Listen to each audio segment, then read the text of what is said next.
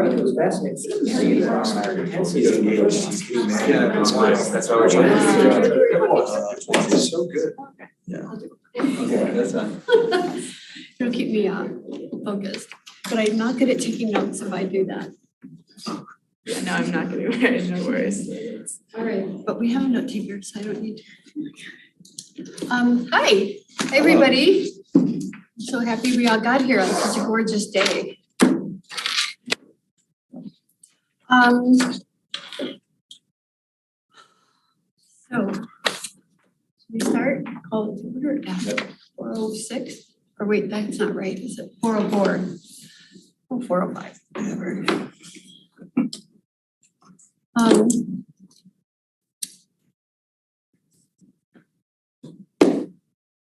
So, do you want to do the roll call? Sure. I'm first, Heather Berkovitz, present. Rita Clinthorne, Oh, present. Anna Cohn. Present. Steve Hurt, Present. Steve Kern, Patrick McLaughlin. Thomas Morris. Here. Roy Townsend, Present. Liz Wiseman.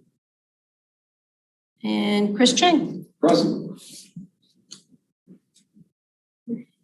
All right, and next we can do, I guess, the adoption of the agenda.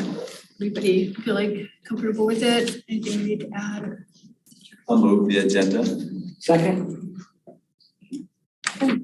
I have a quick comment on agenda, Okay. if I may. Alan Samuels had something come up. He's really gonna try and make it to the meeting today. So can his item be kind of floating? It might have to be pushed down a bit should he come later. Sure. I'm fine with that. I have to leave at 5:15. I'm just. Okay, very good. All right. And public comments. Wait, we gotta vote on the agenda. Oh, of course, thank you. I always forget to vote. Okay, so do we have to do it by person? No, just say all. All in favor? Aye. Aye. Opposed? Okay. All right, very good. So now it's time for public comment, so. Do we have anyone on Zoom that would like to make a public comment? Yeah, anyone on Zoom that would like to make a public comment? Looking for raised hands.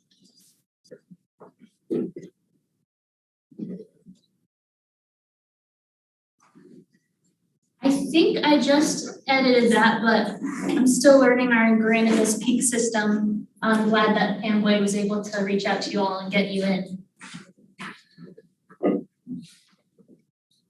Yeah, thank you. Let me know if I edited that correctly.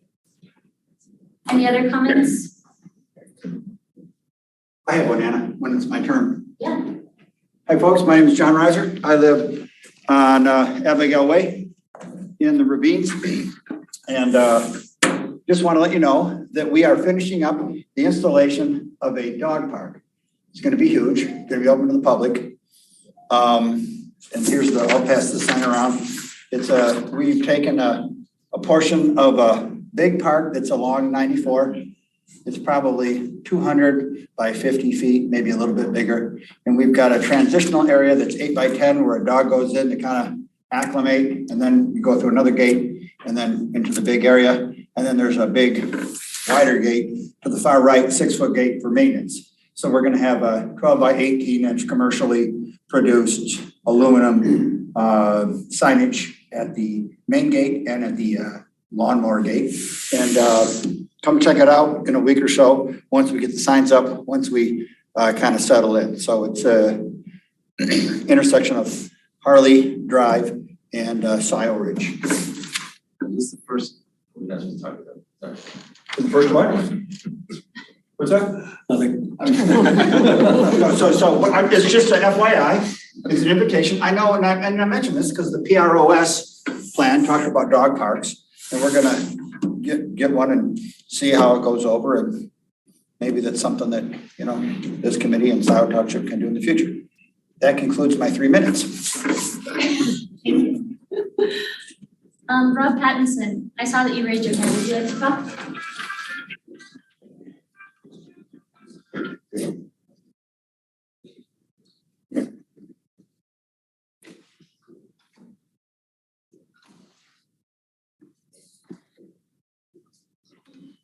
Awesome, thank you for the feedback.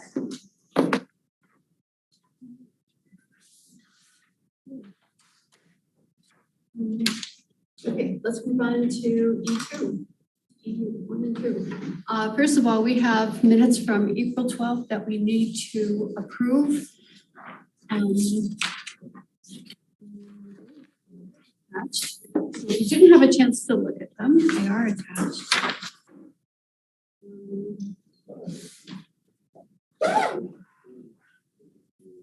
Did anyone get a chance to look at those prior to this meeting? I just sent them out via email prior.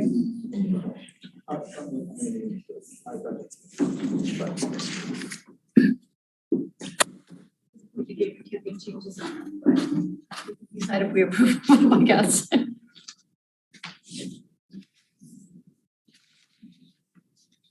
I'll move to approve. Second. All right. All in favor? Aye. All right, and then we also have the May 10th meeting minutes attached.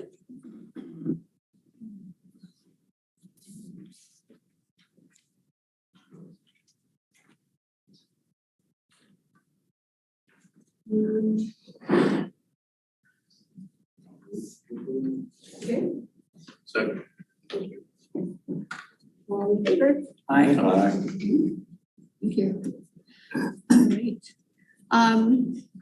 So we have with us our Parks, Preserves, and Pathway summer staff. And I don't know, has anyone got to meet them yet? No. Okay, so I think if we, why don't we let you guys introduce yourselves and then we'll introduce ourselves. Is that fair? Okay?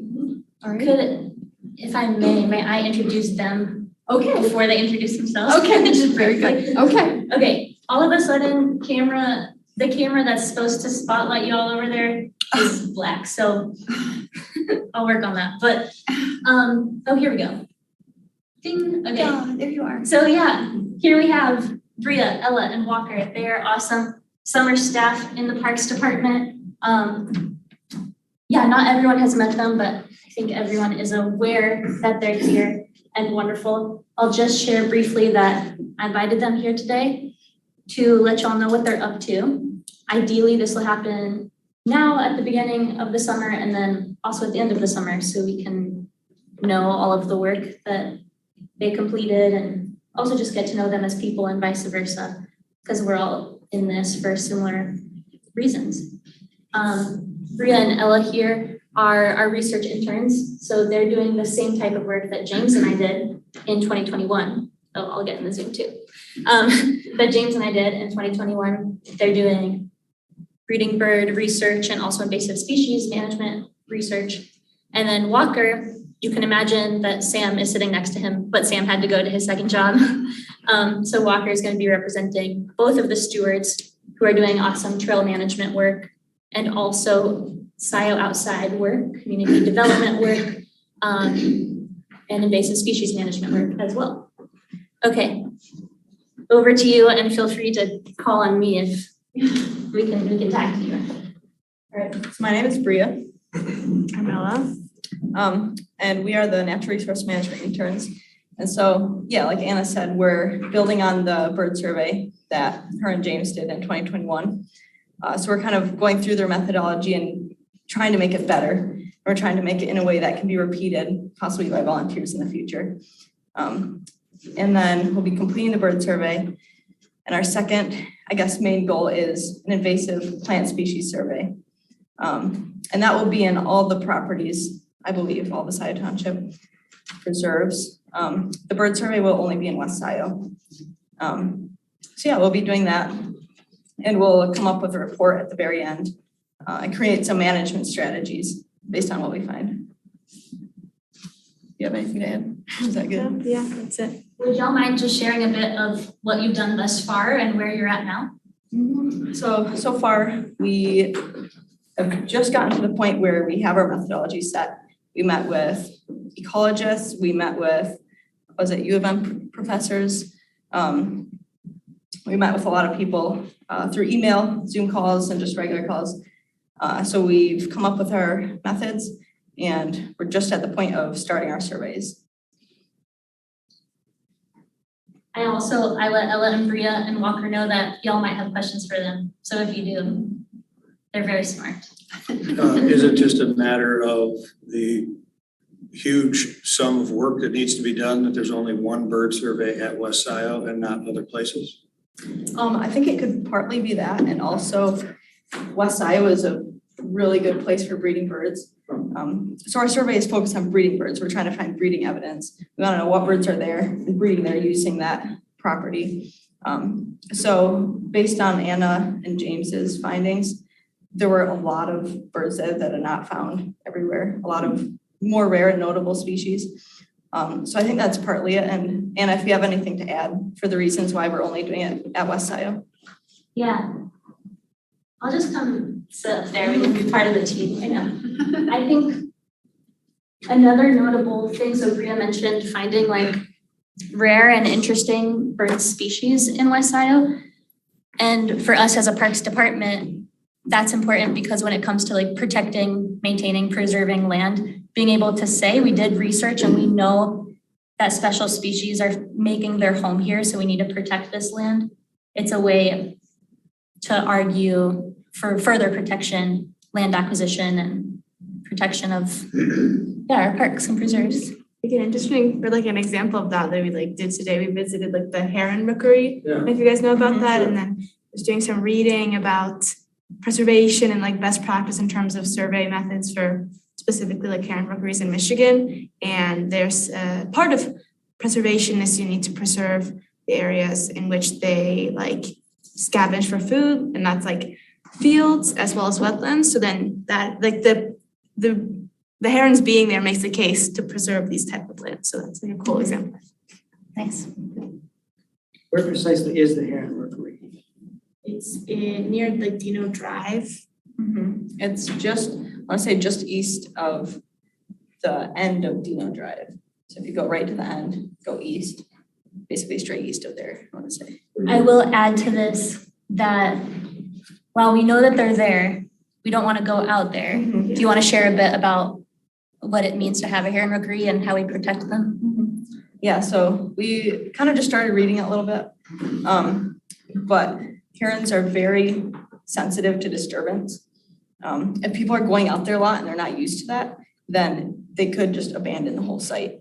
And so it's really important that we don't make trails by it. We don't have construction, cutting down trees by there, because then they could just leave the whole rookery.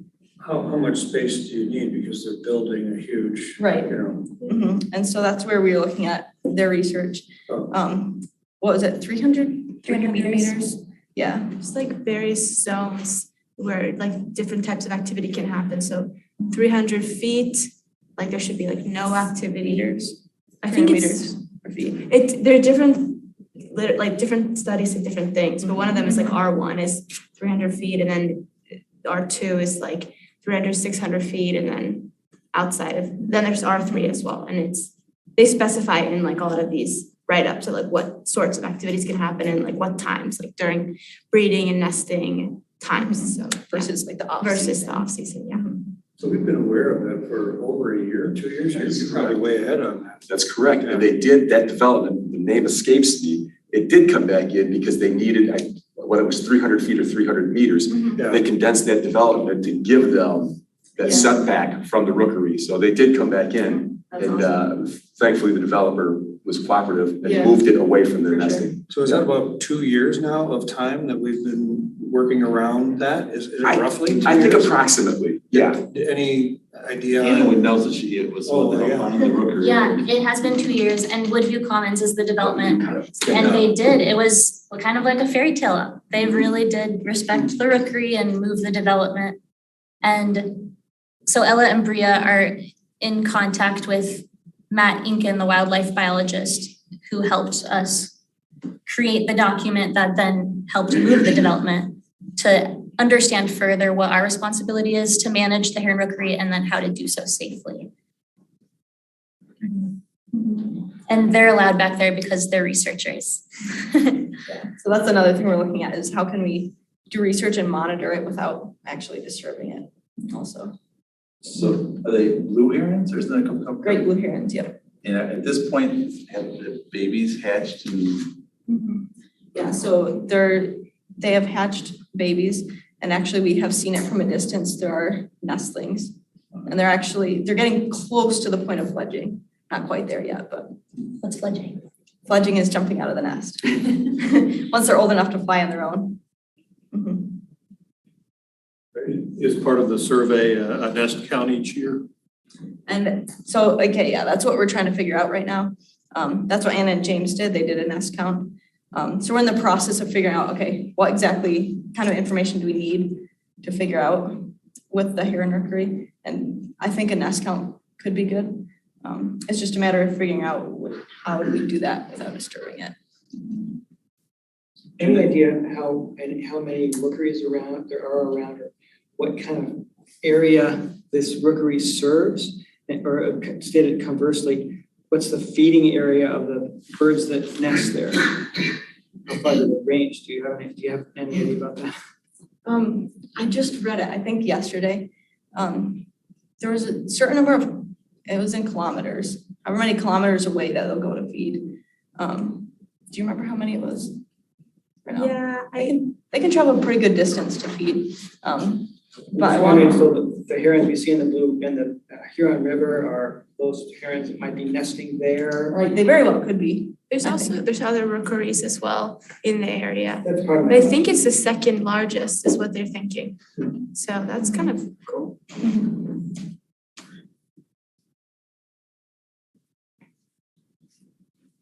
Any other questions for the research interns? do they come back to the same nest each year? Or is it not just random how? I think they come back to the same nest each Yeah, year. they'll come back, I think for sure to the same rookery, to the same nest also, and then sometimes if like a storm blows one down, they'll build a new one. Or a lot of times they'll add on top of their previous one, so it'll get The bigger. nest can be like 4 4 feet feet across. yeah, it's Mhm. insane, yeah.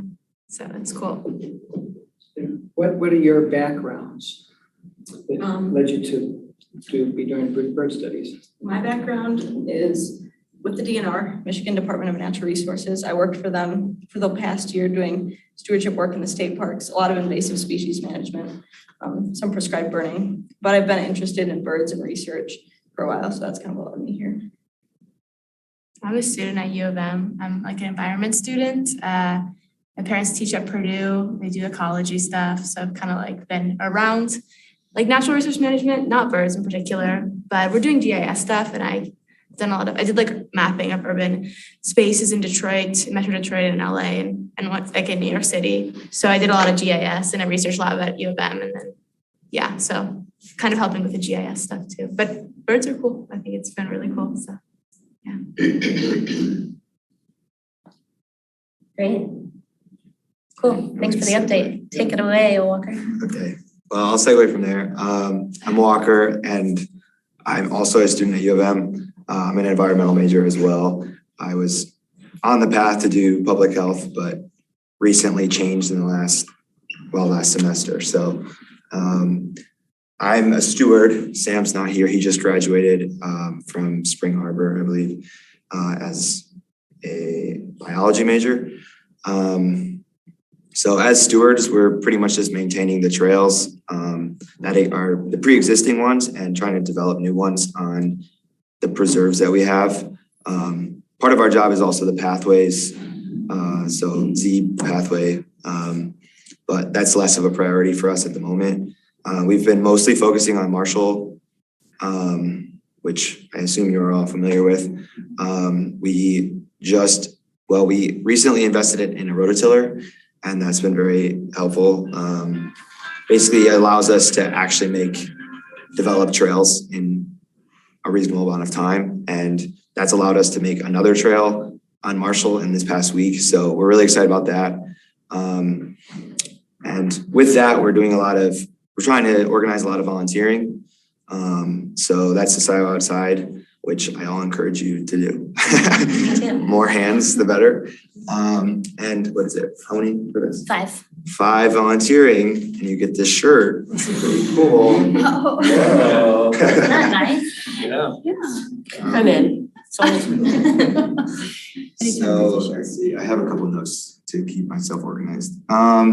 Yeah, I guess outside of that, we've had some days lately that we haven't been able to be outside, which is our predominant job. So because of that, we have tried to develop our social media, trying to just improve our outreach in general, namely for volunteering, but just so people can understand what we're actually doing.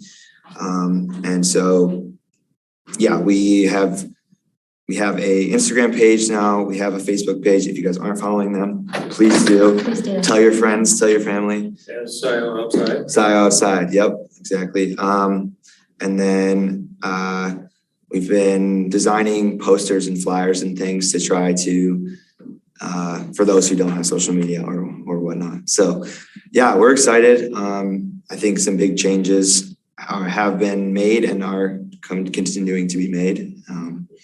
And yeah, it's a pretty awesome job. Also, you're mapping and creating signage for the parks and preserves. Also true. Doesn't exist yet, so it's easy to go out there and get lost if you haven't been there before. I'm really excited for the signage that you both make and put up, so it's just people feel safer and it's more accessible to get out. Also simple boardwalks. Yes. Yeah, that is one of the volunteering events. So if anybody's a big carpenter, feel free. Yeah, so pretty much just making our preserves more accessible. And it's just really important for people to have access to those kinds of things. So we're also working with Scio Farms to get some trails behind them, since that's just such a big part of the community. And yeah, that's exciting as well. When is that event? Next 4 weeks? Yeah. July 8th. Yes. Yeah. Actually, yeah, could you talk a little more about that event? It's just for Scio Farms residents, but I think it's cool to share about. Yeah, so West Scio Preserve is on the back of Scio Farms.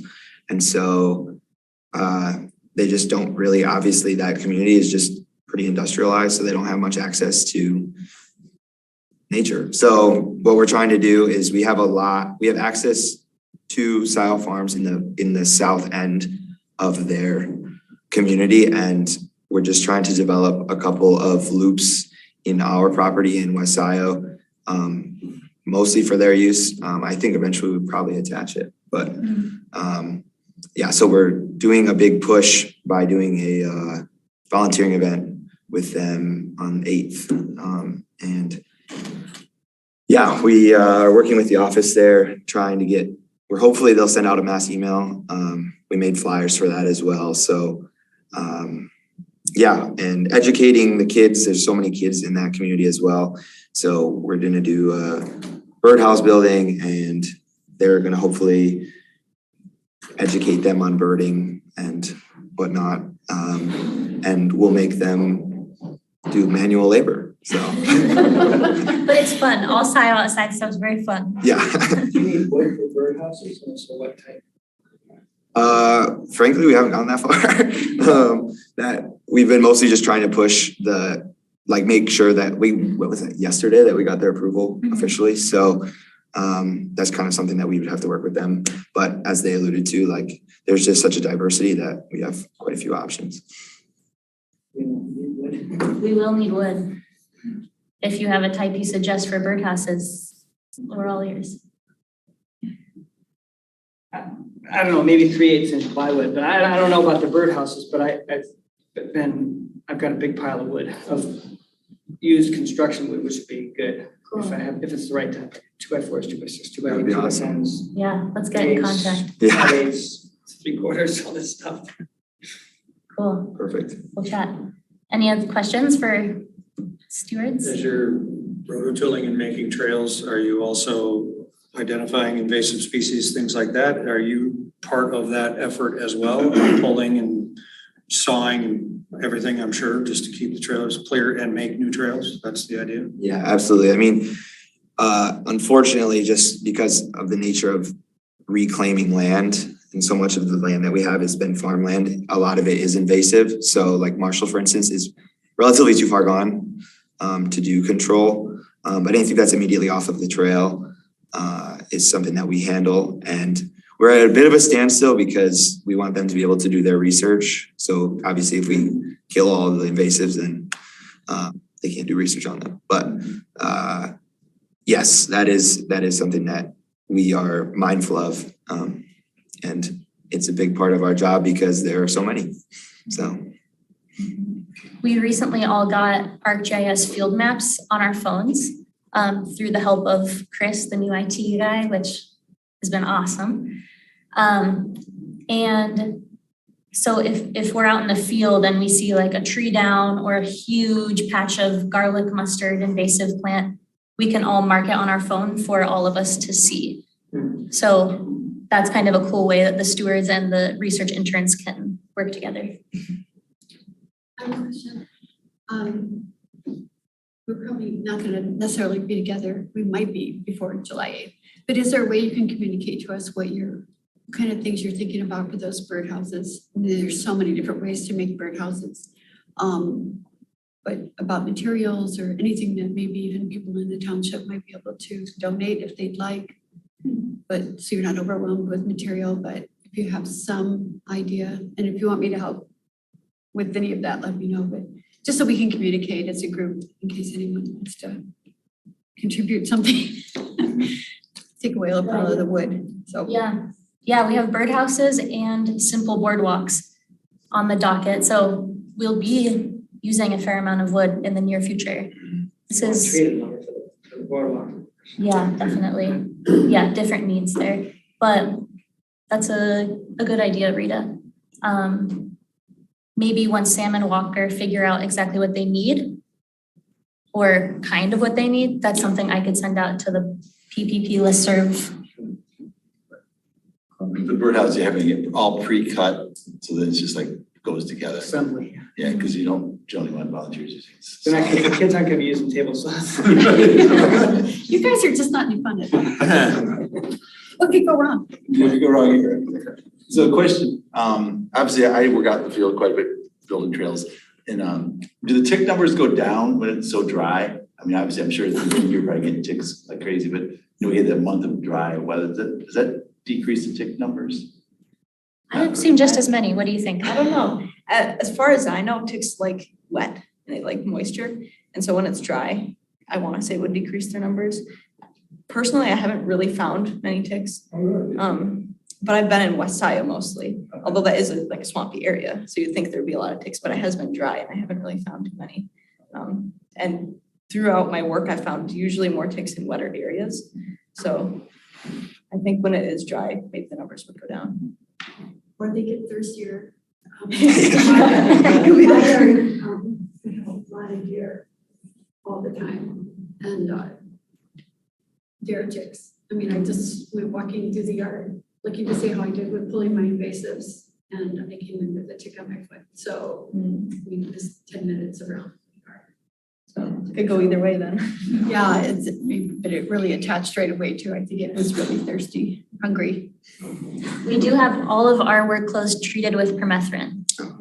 So we're maybe not the best Good point. case study here. True. Ticks just stay away. Are you finding that to be very effective? I haven't had a tick. So it works. Yeah. Is that like a spray, like a mosquito spray? Yeah, it's a spray specifically designed to treat fabric. And it can take six washes and still be effective. And it does something to the nervous system. Is that what you were saying, Priya? I think I read about that. I think like when the ticks touch it or something, it affects their nervous system, so they can't even go on it. But they do say when you treat your clothes, you don't want to do it when your clothes are on. You want to like hang them up, treat it, and let it dry, and then it's good to go. So that's what we've all done. Botanically derived, I believe. Yeah, from what's that flower that's bright red? Yeah, no, chrysanthemums. Yeah. Yeah, really cool and really effective. So do you use the rototiller when you're making trails in open field, but not in the woods, I assume? Correct. I mean, even in the field, roots have been an issue. So most of the time, rototilling itself is really fast, but taking the roots out is not. But yeah, so far, all we've used it for is Marshall. I just couldn't imagine using it in the woods because, you're not trying to kill all the trees that are in jungle. Totally. Well, first brush hog, Right. then tiller, right? Rototiller. Brush hog. Tamp it down, wood chips. That is the process. Yep. I mean, we've gone back and forth about wood chips and things, just because of the effect it can have on wetland, depending on where you source it and what kind of wood chips, how it's treated, et cetera. But we're thinking probably will at Marshall. I guess Marshall is just, it's right off of the main road. It's visible from the main road. So because of that, we would like it to get a lot more traffic, and attract more people. So that would be a place where we'd want wood chips, but in the woods or in the back of Sloan where it gets so swampy, there would be no point in a process like that, yeah. And Marshall really is a wet prairie. Right. I'm sure it's dry. Right Extremely right now. In the spring, earlier, there was a lot of standing water in Marshall. And I think, at some point we may need some of those boardwalks there, but even which would help a little bit. What's the overarching plan for the summer time that you have? Are you trying to get, for example, to each preserve and at least mark all the boundaries, or each preserve and do one or two things? Or is it really just focused on 3 out of 7 because you just don't have time? Can you give me an idea of the overarching plan? Sure. I think, well, the reason I had even mentioned the rototiller, for instance, is just because that's completely changed our timeline. Doing things we originally thought we were going to have to do everything by hand, and that was going to take way longer, as you could assume. So, I mean, just this past week, we got probably 4 times as much as we got done and that was in 3 days of actual work that we had done in 8 by hand. So it's hard to approximate, I think, our timeline. Anna was doing it all herself before. And now that there's 2 of us and we have better equipment, it's a lot faster. So we're pretty hopeful. I think we're trying to, like I said, we're trying to develop new trails. I think we'll have a lot more time to do that rather than just maintaining. And I think once we've front loaded all of the social media and all of those other ways that we're outreaching, I think we'll just pretty much just be focusing on development. With probably weekly maintenance. So yeah, so I would assume that we could get most, if not all, of the boundaries done and at least a few new trails. Yeah. We're prioritizing properties with parking lots first. Yeah. They're on Marshall first because, as Walker mentioned, it's so visible and it's right off the Z Road pathway, and we've invested in the pavilions and the kiosks, and we want to make that a beautiful spot. So Marshall's priority, West Scio, Sloan will be priority. And Liberty doesn't require much maintenance, just mowing. And then also, should we get in a rhythm and get those well handled, beginning to develop and map out paths at Van Curler or DD Marshall could definitely be something y'all get up to. Definitely. And the more developed everything gets, obviously the faster it is. So, and easier it is to maintain. So. Any other questions? Thank you. Thank you. Yeah. And thank you all for making this possible. It's great. Cool. Y'all are welcome to stay or to head out. Thanks for coming. Yeah. A dinner. Yeah, enjoy dinner.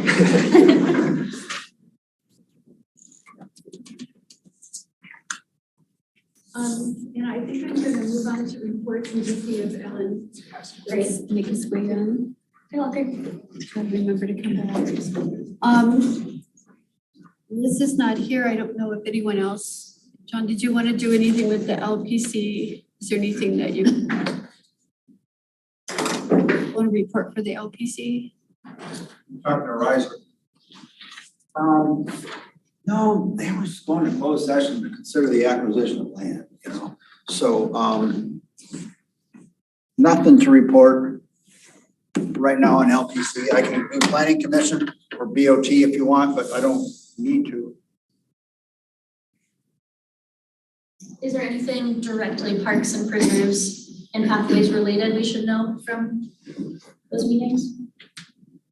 With respect to planning commission, they denied, but it's up ultimately to the board of trustees, an application for a PUD that involves kind of creating potential park for the public to use, provided they can get there to park there, and that's located between Dexter, Ann Arbor, Miller, 94, Stone's Throw, they got a big arm across from the car dealerships on Jackson Road there, the old Knights of Columbus, currently zoned recreation conservation, and they want to have a rezone to a PUD, which would allow them to do things they couldn't otherwise do in zoning, but there needs to be sufficient public benefit.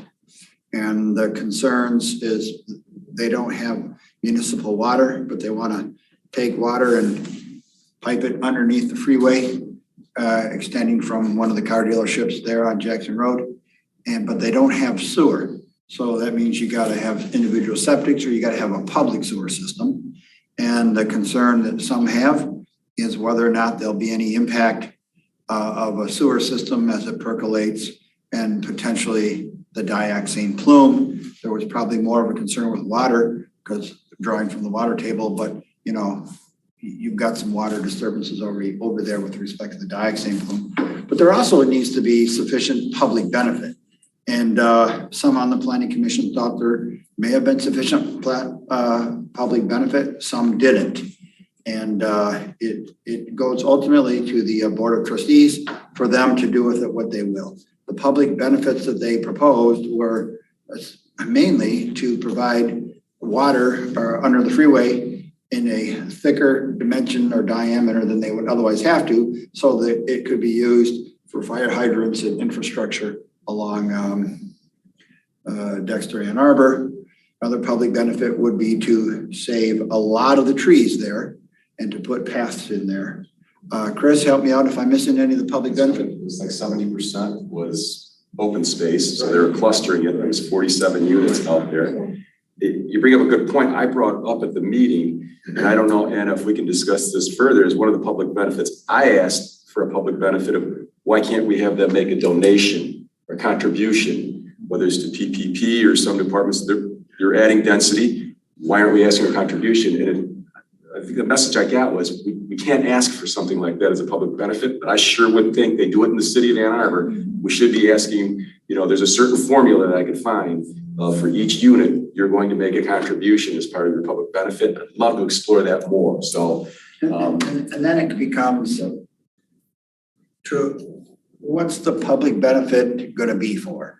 And to different people on different bodies, it might be different. It might be parks is important to one person, sidewalk or pathways, non-motorized to another, bike lanes to another, fire department infrastructure to another, putting more sewer and water capability in the township to somebody else, putting a park in. So, you know, what contribution? Yeah, I thought I said fire, but all right. So utility department. So, you know, how do we gauge public benefit, and how does the public benefit, you know, kind of relate to the parcel, or does it have to? So these are called planned unit developments, and it's a way of taking zoning that isn't kind of ordinarily appropriate or relevant to what you want to do there and allowing you to do that there, provided you provide some public benefit. And sometimes it gets a little parky, parks related. And on that end, there was also something that got tabled that was kind of parks related. And that was another car dealership on Jackson Road, Lithia, and they want to move kind of the car dealership that are currently there, Mercedes-Benz, BMW, and then maybe down the road, they want to have a Jaguar Land Rover or they want to have a dealership kind of west on Jackson Road of where it is, and they want to take some different parcels, combine them. Some are residential, some are commercial, or actually it's light industrial. And they want to combine those into one parcel and have a PUD.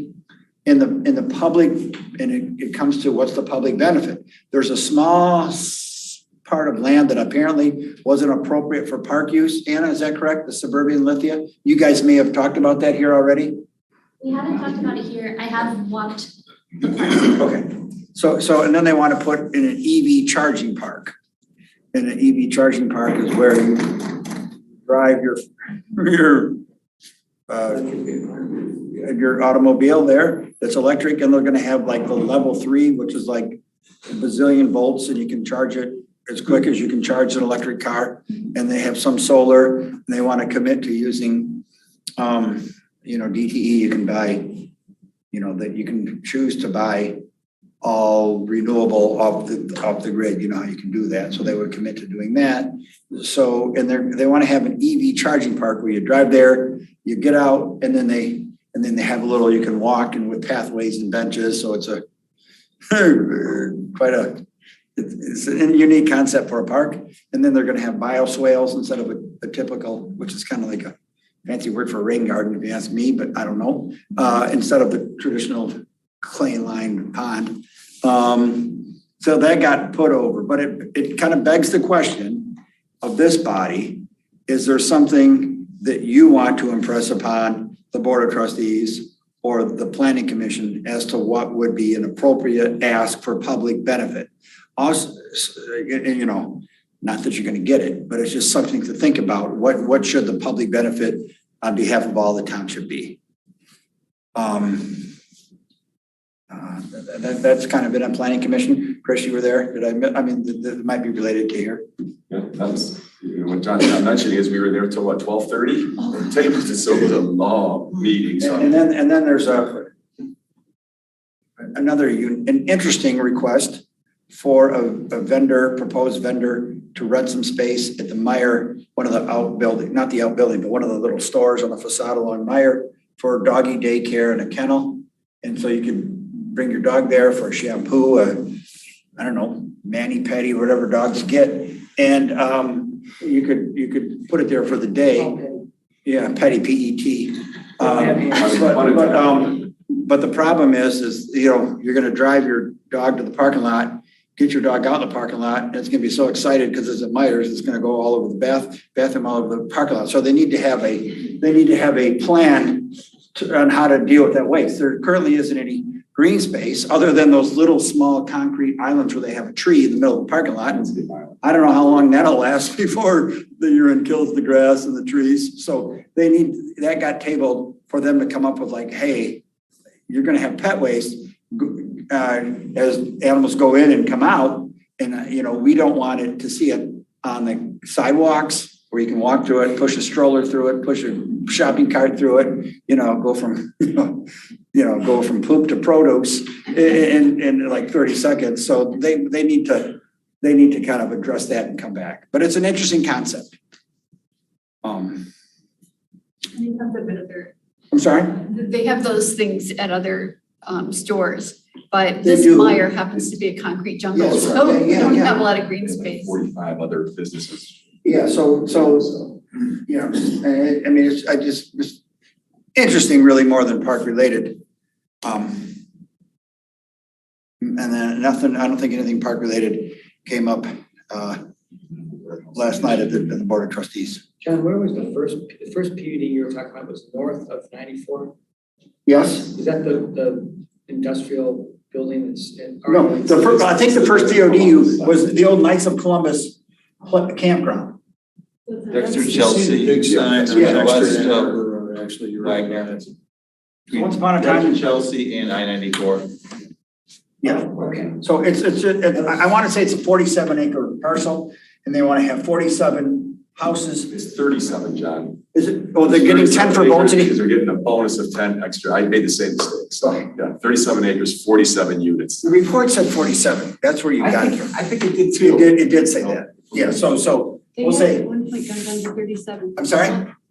Without the PUD, I think it would be 37 if I. If it were single family, if If it they were did the single underline family, and rezoned it to a single family. They can out there. meet the PUD. But they're gonna kind of cluster the houses. Yeah, you know, in a little horseshoe in the middle, put a private sewer system kind of along the freeway. And then put pathways and leave the trees there. So, and, you know, and the question on that one is it sufficient public benefit for people who live in Scio Township, not in that, what's going to be a gorgeous enclave if approved?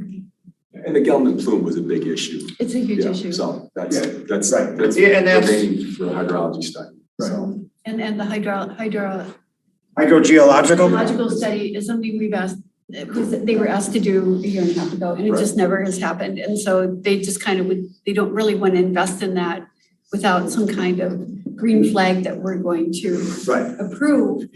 But, you know, it's just it's a bit of a walk, you know, if you ask for it. Anyway, that's a whole nother. So that's it as far as, planning commission stuff. Thanks, John. Very good. I'll go into a parks report, because talking about PUD, I think what I've been thinking about in terms of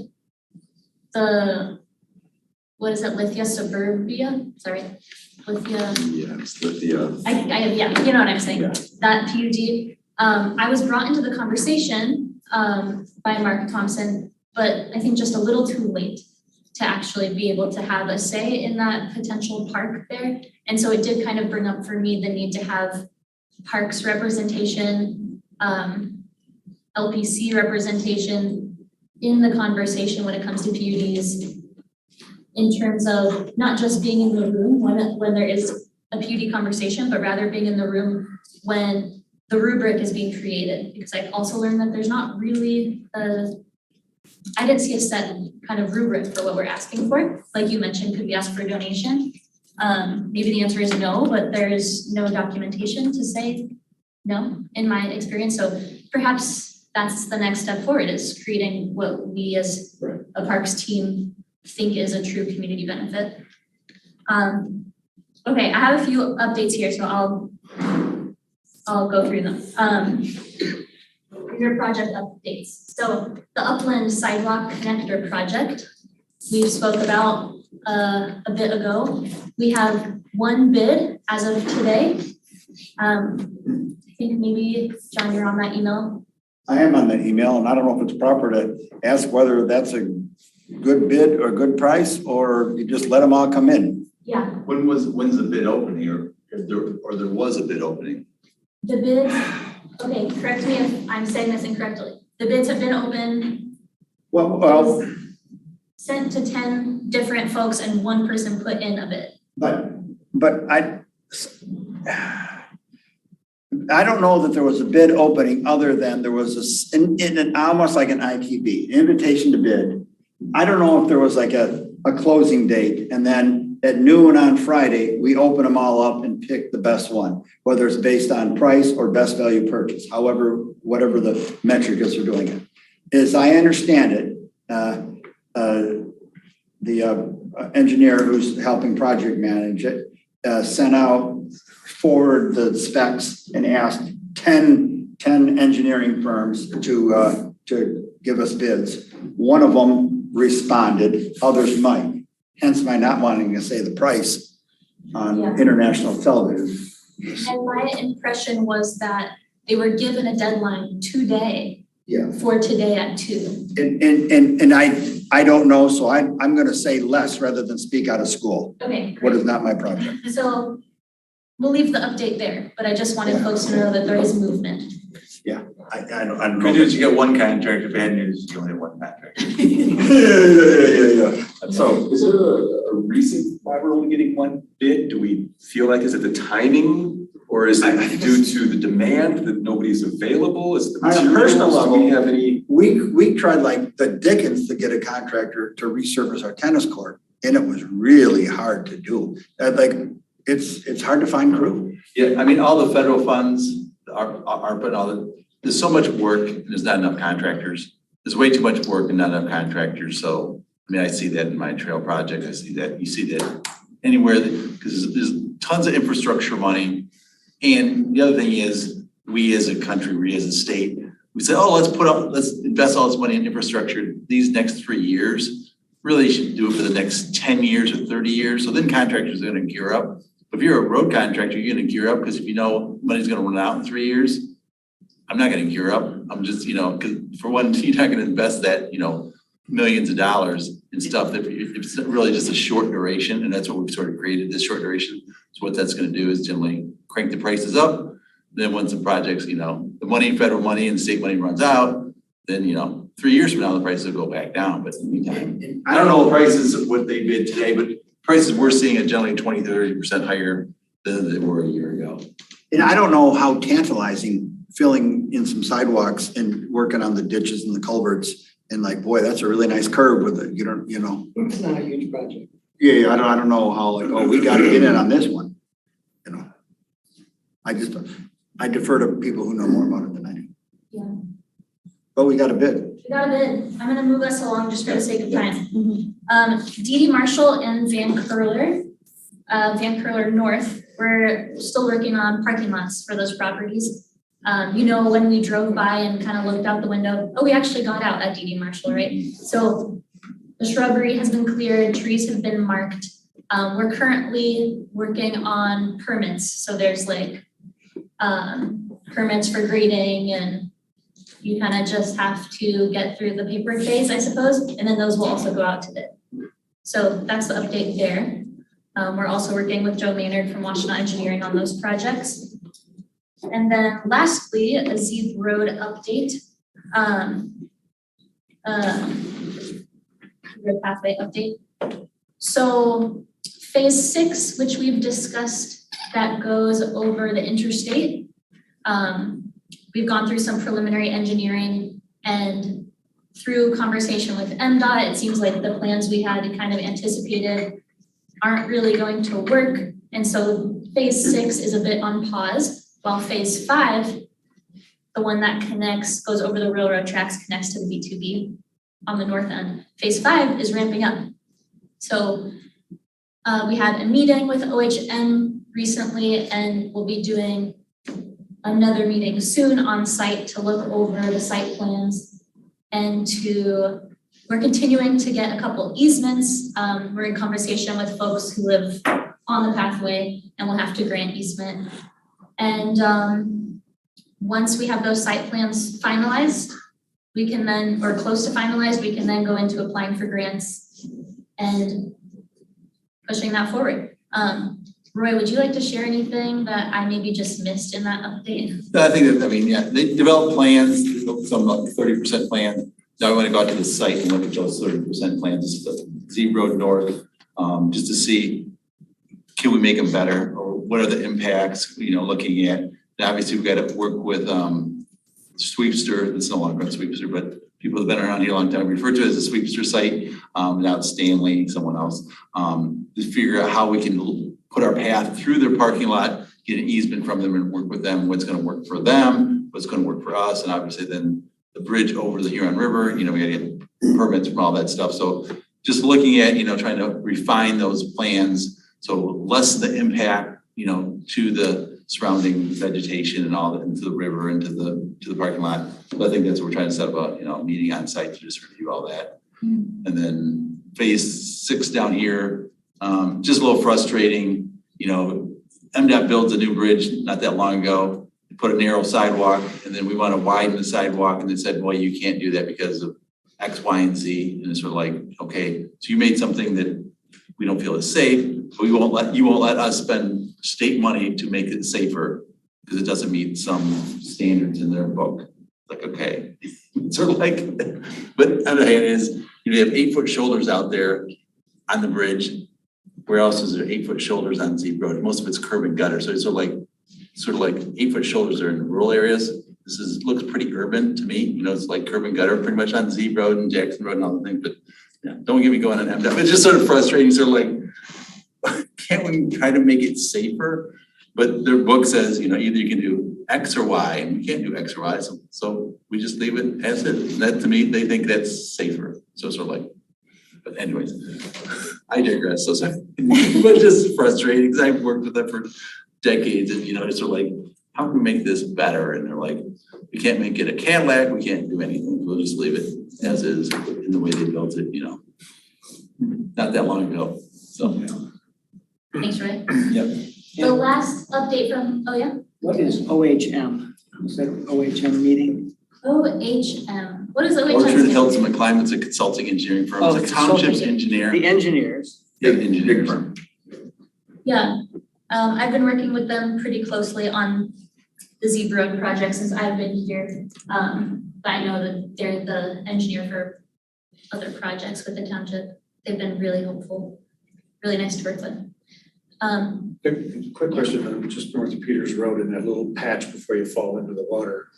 They've got a little backhoe out there digging up some dirt. We've got the protective fence around it. Are they doing a study for that spot, like to put a bridge anchor in or something? Any idea? Roy, They're you doing might know something more out than there. me. USGS putting a water monitoring station there. Oh. They talked to the road commission. It's not about the path. No, because that was one of the same thing, because first they drilled a hole right there on core, put a hole, it's like, what are they doing? Put, road commission get funding for a new bridge and now, but it's USGS getting a water station to monitor the flow on the Huron River. So that's all connected to that, I guess, is what I was told.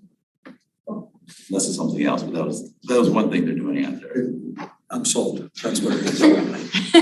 I have one last park update, which is that OHM helped with a wetland delineation at Township Hall Park here. Roy has been helping me to figure out how do we move forward with the crushed limestone ADA pathway that we're going to put here at Township Hall Park that we all walked. And a first step was to get the wetlands delineated to make sure that we can in fact put in the pathway, because I was learning we will be digging up 6 inches of topsoil before construction. Is that right, Roy? Yeah, so if you wanted to go check it out after this meeting, there's little pink flags up between the very clear wetland, which is between us and the Montessori School and the fire department, and Township Hall Park. And you'll see that the flags are pretty much where your eye might think they are. It's where the vegetation changes, but now we know for sure. And in good ethic, we can move forward with that project. So the next steps would be to create a map with our proposed path, to make a list of all of the materials we'll need and the work to be done, and then Roy's guidance, which I'm very grateful for. We'll get that up to bid and keep that project moving forward. And try to find a contractor. Exactly. It'll probably be carried over to next year, just because that's the other tricky part. Is like you try to force them to do the work this year. So a lot of these people are all booked up. So, but it could be work done this. Like I was working in Van Buren Township. I was building a trail January, February of this year, because January, February of this year the ground wasn't frozen. I mean, so it's sort of like you can't do that every winter in Michigan, but this past winter it's like dry and not frozen. So. Actually, I said that was my last thing, but I have one more. Oh, you may recall this grant from 2017 that was for Zeb Road Phase 3. In order to wrap up this grant, we need to install 2 picnic tables and a bench at Marshall Park. And we are going to wrap it up on the 24th of this month. There will be a picnic table, 2 picnic tables and a bench, and some trash cans installed. We will take a picture of that, send it over, and be reimbursed $300,000. Put your plaque up too. The plaque is up. Okay. Sam put the plaque up. So that's great, and then we can have a party out there. Which kind of, we were looking at benches, find one that you can use for all the benches around everywhere, or? So that question helped inform what type of bench we're looking for. This bench being installed that Rita and I purchased will be, it will inform the method of installation to see if this method works and if it's really secure. Just drilling down with an auger, it's like as low impact as possible. That will inform, the installation method. And then Sam and Walker, the stewards, when they're out in the field, they're marking bench locations on ArcGIS field maps. So then we'll know how many we need, where they're going, and then we'll make that purchase. Have you settled on a standard bench that you like? Not yet, I haven't moved forward from our last conversation, but I think we know the style we want, and then when we're ready to make a purchase, we'll just look for the most affordable bench in that style. Would that be a reasonable PUD ad? Is that someone who wants a PUD to buy a couple benches for our parks? It's not much that they'll have to do. I wouldn't care if they put donated by or whatever on it, you know. I don't know, I have to check to see if that's okay. But, you know, that might be something, if nothing else, some hardware that we could use to make our parks nicer. Or a picnic table or a bench, you know, something, I'm talking something, you see along border trail, it's good recycled plastic, commercial quality, 20-year kind of bench. Can we put that back on the agenda someone to look at that page again, or those pages that you had up? That would really help. And I sent to Anna what Roy in Ann Arbor uses. Yeah, I saw that. I think, Okay, bye, bye. Ellen. Thanks for coming. Can I just ask real quick, I know it's kind of wide open, but the PUD you were talking about before about going from 47 to 37, that project, what kind of dollar amount are you talking in terms of a PUD? Even, let's just say it's going to be a contribution. What would be a Ann Arbor like, you know, equivalent contribution? There is a formula. Mhm. I don't know it off the top of my Okay. head that our Parks Department, but I've seen these contributions, you know, between $50,000 and $100,000. I was going to say that's more But it than a depends, couple the of formula depends on the number of units, and I can find it out in 47 units times, Yeah. whatever It they. depends. The Encore Village, or the Heritage Woods Encore Village, which is the senior living, which is gonna go on Baker or Marshall, they're donating like 150,000 to fire, and then 150,000 to either fire or parks, utility or parks. And then they're putting in a half-mile pathway. They're putting in solar. They're also gonna allow access and help build a bridge over the freeway to Baker Road if we want a pedestrian, you know, if we get density over there, residential density such that people walk over. And there are other public benefits, so. But did that all have to be decided by the BOT anyway? That's not something that somebody just decides. Too new to know. Okay. And I don't know if that's something that the developer and our planning consultant work out. If our developer and a committee from the planning commission work out, I don't want to get out over my skis and talk about something that I don't know what it is. And maybe Chris, you've been on our planning commission longer and maybe have some sense of whether there are objective criteria. Because Urban Crossroads had which is at Wagner and Liberty Road. That's a PUD that's going to be dense residential apartments there. They had a PUD with a contribution. I don't know enough about it to say what it Somebody's got is. a formula and they're just not telling us. I don't know that that's true. And is that true in Scio? That there's a formula? I don't know if there's a formula. No, that's what I'm saying. I don't If think it's there was, Scio, it's but there is already- one in the city that I'm happy to provide. Yeah, I can but dig the one it you up. just described, the fire and the other contributions, somebody came up with a number somehow.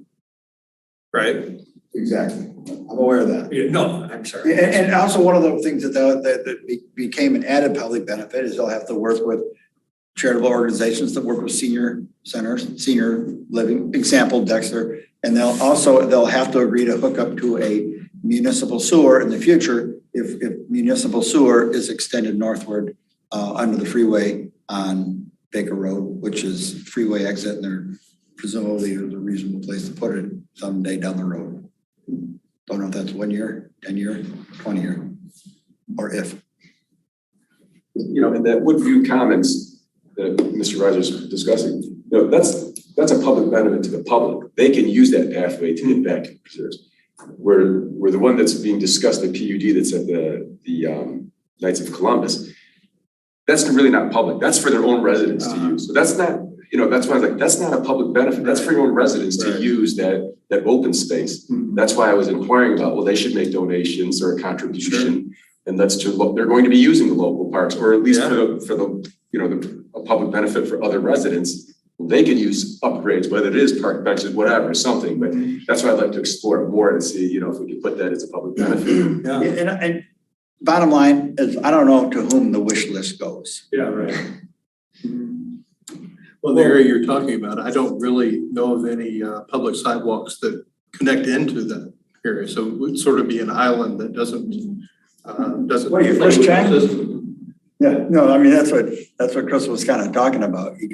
We could drive there, park, and then do loops in their neighborhood. Yeah.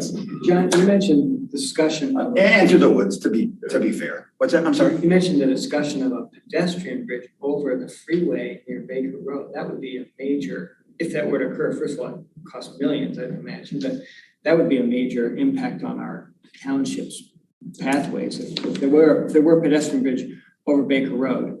You mean kind of where in the area of the water tower is? Over the freeway. I thought you had mentioned one of these. As a potential. That's to work with us to give us access to an easement to it. So that's a potential future benefit. It's like, we're not gonna have to fight to try to get access or an easement or rights to do it. They would do that. Now, there's no plans to do that, but that doesn't mean there wouldn't be some kind of grant available in the future. But what are you gonna do? You gotta walk across the street to somewhere, generally residential, right? Or you could get to what is it, Dino Drive?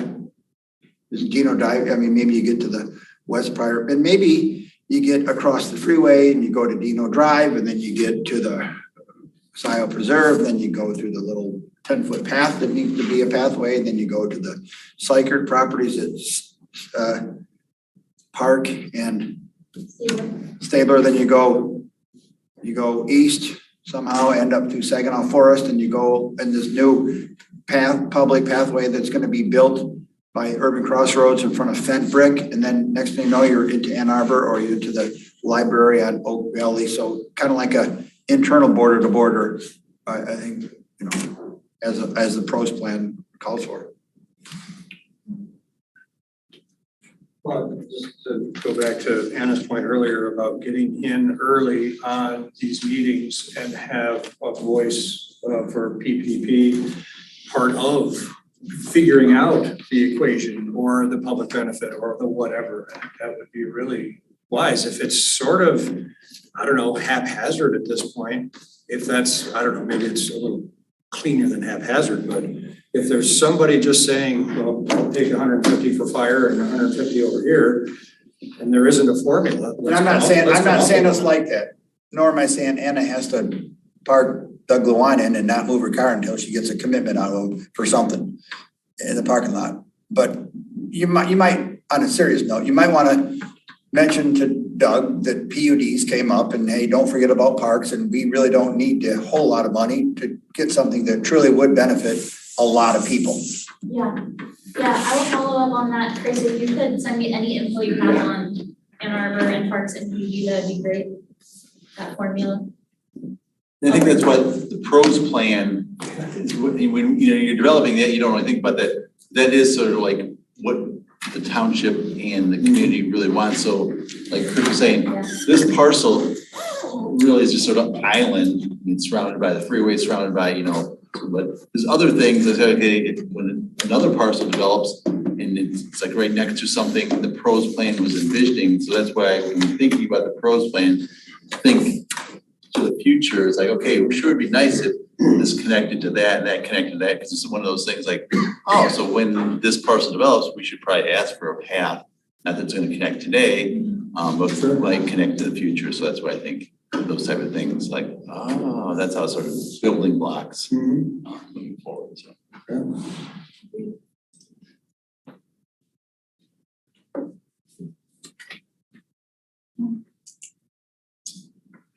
Okay. Alan not showed up. Did we talk about that at all? I don't think We so. talked about it last time. Yeah, let's push that to our next meeting. He said he's gonna try and make it, but something came up. He expressed regret and he was really excited to come next time and he apologizes. But I would like to know if, and it's not on here and it's not on our agenda, but did we want to do set another time for another special meeting? Do we have any other parts we want to explore? I took that off the agenda just for the sake of time. I replaced it with the PPP LPC meeting because I feel like you can only schedule so much in one meeting. Okay, Is that all right if we can maybe push that to next time? okay. And it's gonna be probably, if we do get any rain in the near future, it'll be heavy mosquito time, and between the mosquitoes and the ticks, perfect. We can put on free. That's perfect. Sun is up. We can do it another time. Okay, very good. We have another opportunity for public comment. Rita, before public comment, could we go ahead and schedule that PPP and LPC meeting? Absolutely. This is something that the LPC is kind of, they would really like to do it. I think it's a good idea. And we were just talking about doing maybe a joint meeting. Either we can do that or a special meeting. But I think the joint meeting is probably fine if that's good with everybody. No, I agree. I mean, yeah, I think it's maybe just be a special meeting between the two and invite, be open and, because we need to just maybe send out a doodle poll, what days would work for their people, not that you would all have to attend, but you'd be open, welcome to attend and we'll sit down and figure out. So obviously a lot of stuff that LPC does directly, that's more directly impacting parks and what their vision is for the next X number of years. How that could apply to us, like, oh, wow, their vision is acquire land on this road or that area. How could that be, incorporated to other parks? I think it just makes sense that, obviously Liz does some of that, but obviously, meeting with their groups, I think, yeah, maybe set out some dates and times in the next, month or so. And then set it down. Sense. Yeah. Is that what you were thinking, Anna? Good idea. I like what you were thinking more than what I was thinking. What were you Let's thinking? do that. No, I think a doodle poll makes sense. I'll send that out. And then just to add on to what Roy said, I'd love to see this meeting begin like a regular, maybe triannual meeting of the two committees. Right. Just to set relationship. We know each other's faces, we work together. Just makes sense. Mm-hmm. Great.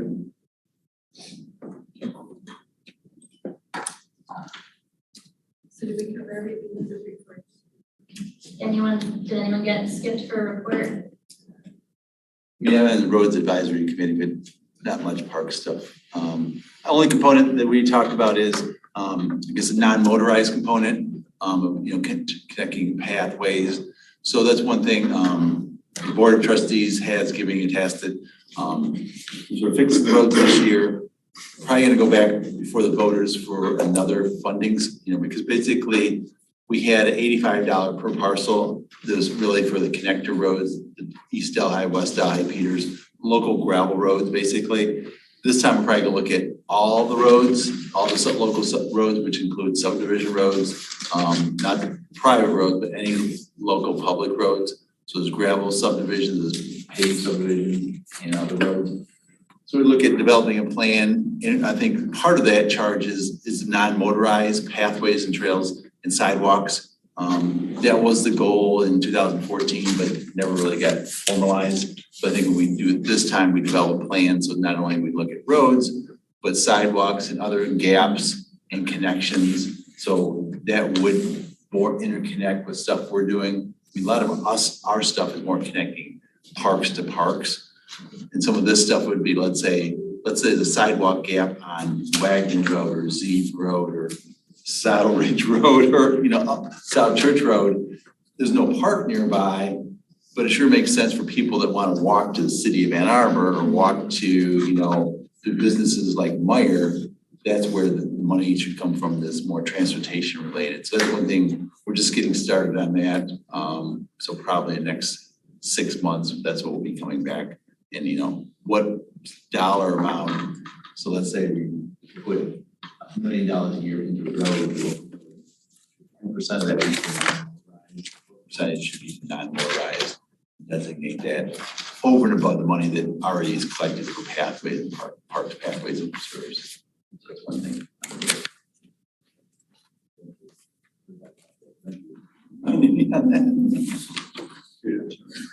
Okay. I'll see you. Thank you. All right, public comment. Can I have one more thing before public comment? Of course. And that's something I sent to you, Rita, and I sent to you, Anna, about DEQ, DNR, Eagle, whatever they're now, possible grants for trees. And I do want to say that Scio Township has a tree fund, and it's sometimes funded when a developer wants to take out a bunch of trees and there isn't room to put back what they do, what they've taken out or whatever, and they make a donation to a tree fund. So there is a tree fund that has, as I understand it, over $200,000. So to the extent that someone wants to apply for a grant to put trees either along pathways or to put trees in the parks that we have, this might be funds that we can leverage or use as part of the grant application. Talk to me, talk to Rebecca Murdy about what it is, how it can be used. So it's just kind of sitting there, this tree fund to be used. For instance, when Park Road gets paved or when Park Road gets an uplift and there's going to be a pathway put in, but there are going to be some trees taken out and some big trees taken out, then using this tree fund. And if, I know there's some controversy right now with the intersection where Stabler comes to Park Road and there's a T, and are they going to have a T or is it going to go slightly to the left and they're going to redirect Honey Creek? So they only have to do one culvert or bridge instead of two, and that's going to pinch over there to the neighborhood. So if that, I don't know how that's going to shake out, but maybe trees, there might be trees that can be used along pathways. And just FYI on that, and FYI on that if you apply for a grant. And they can come from benches, areas, if you're gonna have a There's bench. not like a tree and a bench, Rita. Yeah, I know. I'm very fair skinned, so I get that. Okay, very good. Okay. All right. Anything else before we go to public comment? Well, I have a question for Roy about these B2B trail between Zebra and Ridge and Delhi is going to be completed soon. Maybe this summer, is that? Yeah, so the trail's underway. We've been held up with getting the permit for the bridge to put, because basically we got to put a bridge near Delhi. There's East Delhi and Next West to the Delhi. railroad. Yeah, next to the railroad. Is the engineering on that done? Yeah, It's the ready to engineering's go? been done. There are some tweaks to the engineering drawing, so we had to get reapproved by Amtrak. So I think we're getting close, and so hopefully that, the bridge is being fabricated right now in Minnesota, so the bridge will be done. Now we just got to build the bridge abutments and set the bridge. So hopefully later this summer, fall, there will be a bridge, because the path obviously is moving along nicely, but just getting approvals, having 2 cranes and Amtrak right there. They don't want, obviously, our bridge falling. Don't want any collisions. Yeah, exactly. Try to keep, trains and bridges separate. So but it's moving forward. So hopefully this fall, it's sort of exciting because at that point, all 3 metro parks in Washington County will be connected.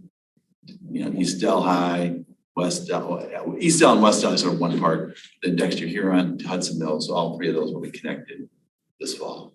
The reason I ask about that is twofold. One is I live on Huron River Drive. Another is Huron River Drive and the trails there are probably the major cycling destination in the township, and one of the major cycling destinations or routes in the area. So with this pathway being extended further, there's going to be some changes, some dynamics. Like maybe people that live on Miller Road will now say, hey, I could go over to Delhi and go down to the river and go on a pathway, and maybe we'll provide some increased opportunities. Maybe we'll see some different traffic flows among the cyclists, and maybe that'll lead to other things in the township. Like maybe we'll be looking at maybe Delhi, East or West Delhi Road will be a major cycling route. Maybe that'll be relevant to us as well. I don't know if it will or what the implications will be, but I think that information is interesting because it impacts what this committee does and how we look at people going on bicycles or on foot to go to destinations or to do it as a recreation itself. Right. Yeah, as the border continues, we'll we'll connect, Lock Alpine's now gonna be connected to the border, which you'll be able to, go. And, A lot of people there, yeah. Exactly, a lot of people there. And as we continue marching forward, hopefully in 2024, we're gonna go from, Delhi Metro Park to Wagner Road. So another, mile, Tubbs Road. You tie in, other developments along here in River Drive. And as we continue marching out from the city, Vandermeer, that's supposed to happen next year. Putting a tunnel underneath the railroad tracks at Vandermeer, connecting Vandermeer to Barton Nature Area, and then there's a trail to go through, Barton Nature Area. So, connecting as we're slowly connecting Dexter Ann Arbor with the border trail. Yeah, and fortunately for Scio, a lot of the border goes right through Scio. So then, the stuff on the Zebra Road path, it's like, wow, we should connect the Zebra Road path. Then we have the Van Curler parcel. How can we connect, so looking at all those things, how they're eventually gonna tie together and become more of a destination. Says, oh, let's just go to, one of the metro parks. Now you can actually bike and walk and, and then with this metro park, you can go to that. And then obviously you got canoeing and kayaking on the Huron River. So all those things, it's pretty neat opportunities. You can bike up and canoe down, that different things along, the Huron River.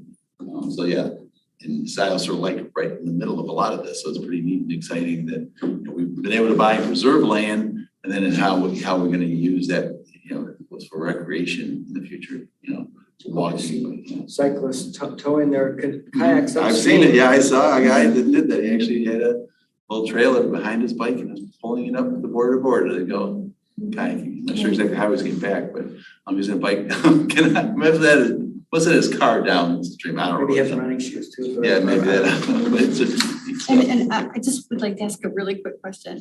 That border to border trail, is it possible for Scio Township to make sure that they put trees along that? Some places, can we do that, or is that? If it's inside Township, can we put trees? Because this is like long stretches with no trees. yes and no. Depends. Is A the lot answer. of it, we gotta get permits from the road commission, because that's the tricky part. A lot of that land is really not owned by the county parks. Because, the trails a lot of the trails that I've built, I've probably planted over 1,000 trees. So a lot of the trails like out west, like in Lyman Township, along M52, along in Dexter. As long as it's not along the road, then we can plant, and we plant a lot of trees. But the tricky part is putting the trees in the road right of way. Road commission is less excited about trees along the roads than we are along trees along our trails.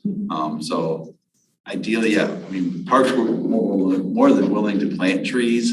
So it's really not cost, obviously cost is part of it, but getting permission is the bigger challenge. Because like I said, most of the trails along in Lyman Township, along Dexter Chelsea Road and along 52, every one of those projects, we generally plant like 200 trees once we're done with that phase of the Is that project. for vehicle safety, or they fall over the roads, or just why is it early? They're concerned about someone's gonna run off the road and hit the tree. Okay. So putting them far enough back, but then if it's a narrow, if we get the path and the road, then there's not a whole lot of room to plant the trees. But could be an opportunity. Scio said, hey, we Do they would ever- like to use some of our tree money, and maybe that help push the envelope of. Like, we'll need to have way or something like that. And do they ever, like on Park Road, there's some big trees, it will look like a big, huge oak or cottonwood or something. Do they ever detour a path around a tree like that, or do they say, sorry, tree, you had a good life? When I'm building them, I do, yes. Because sometimes engineers like things straight. It's like, oh, this, the shortest distance is a straight line, right? But then generally when I get out there, it's like, why don't we just go like this, right? And anyway, and people that are walking and cycling, actually you enjoy it better when a trail does this versus like, oh, wow, look at this straight trail for a mile. It's pretty boring, right? So ideally, yeah, you walk at alignment, because that's what we have engineers, prepare the plan, then you go out there and walk it, and then you align it, and then when I'm building it, I do it again. So I'm like, okay, let's just move this trail 5 or 10 feet to go around this giant oak, this giant whatever, and make it do this and save the tree. Sometimes, when you're doing construction, you may impact, and 5 or 10 years later, that tree may die. There's a good chance that tree will live, because we're doing minimal work. Yeah. So yes. So that answer your question is yes. Hopefully, you pick an alignment, you minimize that. You try to snake it up through there the best you can. Sometimes I've made the trail narrower. It's like, okay, ideally like it this wide, but sometimes you narrow it and lessen the impact. I mean, I think at the end of the day, you have a better product.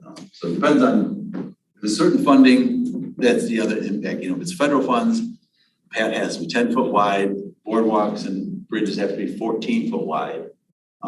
So if it's not federal funds, you're a lot more flexible. There are federal funds, there's no flexibility. Use pallets. Yeah. So I don't know, I answered your questions. Yeah. Great. Now public comment. No public comment? Do we? Great. Yeah, we have a plethora of hands up. Pam Boyd, would you like to talk first? Yes, please. I think there are two meetings this committee might be interested in coming up. One is Washtenaw County Road Commission virtual public meeting, Miller Road at Zeeb Road Roundabout. And this will be July 13th at 11 a.m. And so I would assume that the closure of this corner road would impact our Zeeb Road Trail.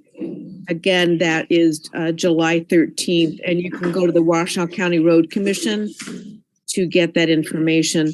The other meeting is something that Trustee Reiser brought up, and this is a meeting, a Trail Roads meeting at 6:30 on June 29th. So the concern is that at the last RAC committee meeting, Trail Roads resident Aaron Cohen in public comment raised the alarm that that Stabler at Park the road was going to be changed, and it was also going to be redirecting Honey Creek. It seems that the developer already had the permit from the state of Michigan, but had not told any residents buying those properties along there. So I think, if I understand correctly, Joyce might have had a hand in this, but I think Aaron Cohen made a huge effort, talked to Washtenaw County Road Commission. They weren't happy about moving Honey Creek. The state of Michigan wasn't happy about moving Honey Creek, and it is agreed that all parties are going to meet at this meeting here in Township Hall to be Zoomed, so some Trail Roads residents and other interested parties can Zoom in. That's my public comment. Thank you. Thank you. Kathleen Brandt, would you like to chat or talk next? Yes, thank you. When you discussed the Heron Rookery, I was reminded that there's an agreement between the developer on Woodview Commons and Scio Township to not do building near that rookery on the south end of their property from something like June to August. I don't know if you were aware of that. And potentially could your interns go check that out because it needs to be monitored, but there is a clear agreement. We could find the details on that.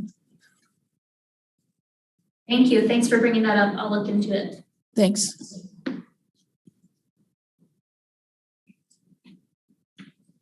And Rob Pattinson, would you like to go next?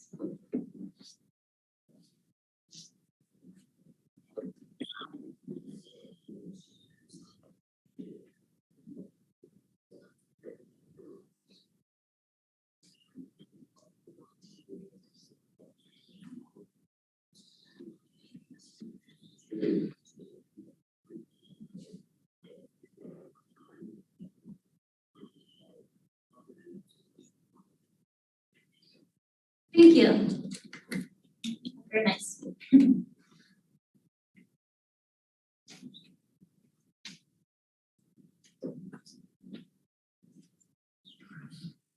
Are we done? Yeah, that was the end of the hands. Thank you all for sharing. Very good. Okay. So I think are we ready to adjourn? We had enough fun? Take a motion for adjournment. Support. 5:35. 5:33. Great. Very good.